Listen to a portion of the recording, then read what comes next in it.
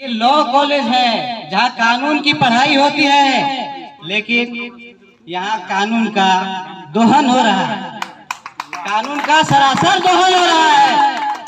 तो करके लाल आंखें दिखानी ही होगी, दिखानी ही होगी। शिक्षक को अपने गुरु मानते हैं, जो कि उसके माँ पिताजी उससे भी बड़ा स्थान देते हैं। धन्यवाद देना चाहेंगे कि वो मुझे बोलने का मौका दिए हैं मंच पे।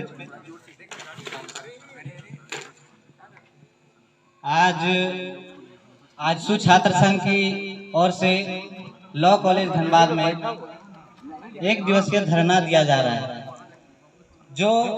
जिसका जो मुद्दा है वो हमारे प्राचार्य महोदय तक मुझे ऐसा लगता है कि पहुंच ही गया होगा कि ये जो प्राचार्य बनने के लिए जो योग्यताएं होती है वो बहुत ही आवश्यक होती है। और उससे भी बड़ी बात ये है कि ये लॉ कॉलेज है जहाँ कानून की पढ़ाई होती है, लेकिन यहाँ कानून का दोहन हो रहा है, कानून का सरासर दोहन हो रहा है। तो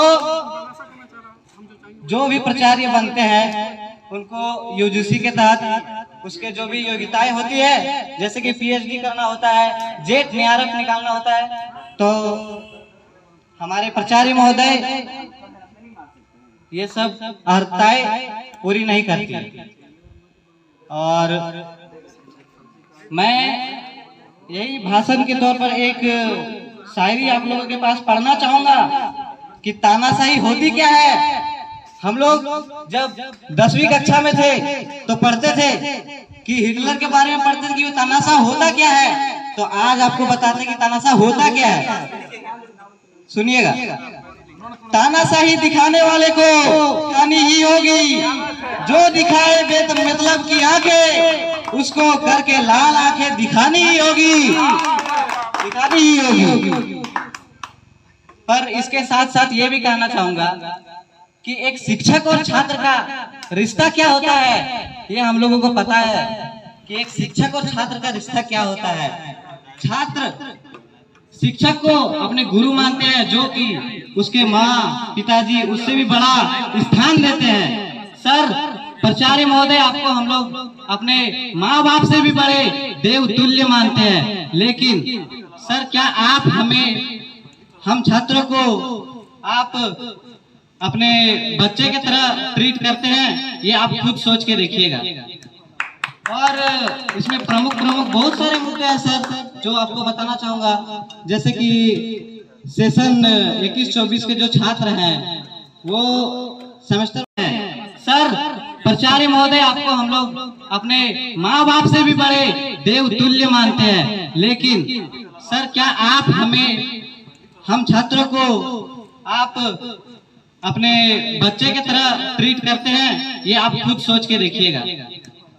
और इसमें प्रमुख बहुत सारे मुद्दे हैं सर, जो आपको बताना चाहूंगा। जैसे कि सेशन 21-24 के जो छात्र हैं वो सेमेस्टर 1 के एग्जाम जब देने के लिए बीएड कॉलेज गए थे, तो ऐसा हुआ था कि दूसरे दिन के एग्जाम में कॉन्ट्रैक्ट का एग्जाम हुआ था, तो उसमें इंग्लिश में क्वेश्चन पेपर आया हुआ था। अब ये बताइए कि जो बच्चे हिंदी में पढ़ाई कर रहे हैं वो वहाँ इंग्लिश के अगर वर्ड को समझ ही नहीं पाएंगे, उसके अर्थ को समझ ही नहीं पाएंगे, तो उसको उत्तर को लिखेंगे कैसे? बीएड कॉलेज का प्रिंसिपल था, वो बोल रहा था कि तुम लोग लॉ कर रहे हो तो तुम लोग को इंग्लिश का नॉलेज नहीं है। तो आपको ये बताना चाहेंगे कि ये तो एलएलबी की डिग्री है, एलएलबी की जो लॉ में स्नातक की डिग्री होती है, लेकिन जब बच्चा एलएलबी पास कर जाता है उसके बाद सिविल जज बनता है, उसके लिए भी हिंदी और इंग्लिश दोनों में परीक्षाएं होती है। तो हम स्नातक करने के लिए इंग्लिश में एग्जाम कैसे दें?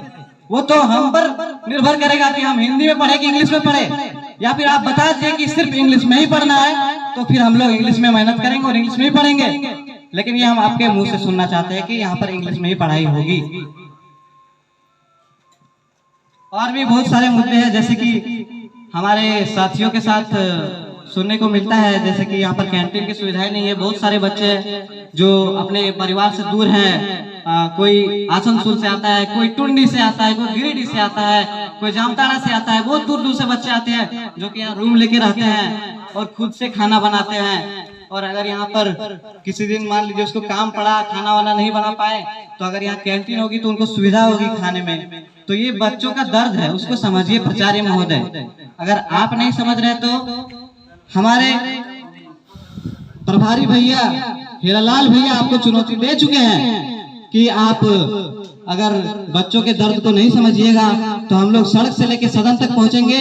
और हमारे लॉ कॉलेज के अध्यक्ष फूलचांद भैया यहाँ नया प्राचार्य स्थापित करने के लिए हम लोग और उग्र होते जाएंगे। तो यही चीज है कि यहाँ पर कैंटीन की सुविधाएं नहीं है। जैसा कि नीरज जी ने बताया कि यहाँ पर पीने का